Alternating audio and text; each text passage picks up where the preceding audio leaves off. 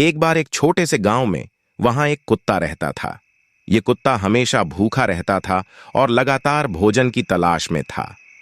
एक गर्मी का दिन जैसे ही वह गांव में घूमता था, उसने एक कसाई की दुकान को अपने दरवाजे से अजर छोड़ दिया।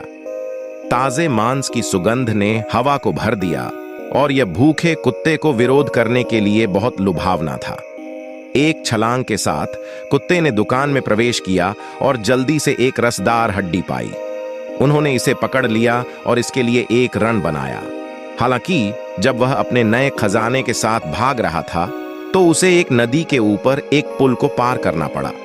जैसे ही कुत्ता पुल के बीच में पहुंचा, उसने पानी में नीचे गिरा और उसका प्रतिबिंब देखा।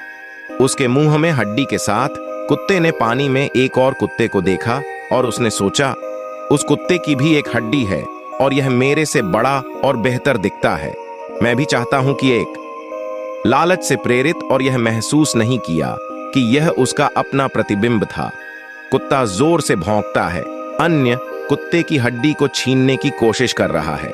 बेशक इसने उसे कोई अच्छा नहीं किया और हड्डी उसके मुंह से फिसल गई, नदी में गिर गई और गायब हो गई। लालची कुत्ते को उसकी मूर्खता का एहसास हुआ। उसने अपनी हड्डी खो दी थी और खाने के लिए कुछ भी नहीं था। वह दुखी और पराजित महसूस करता था, क्योंकि वह वहां खड़ा था अपने प्रतिबिंब को देखते हुए।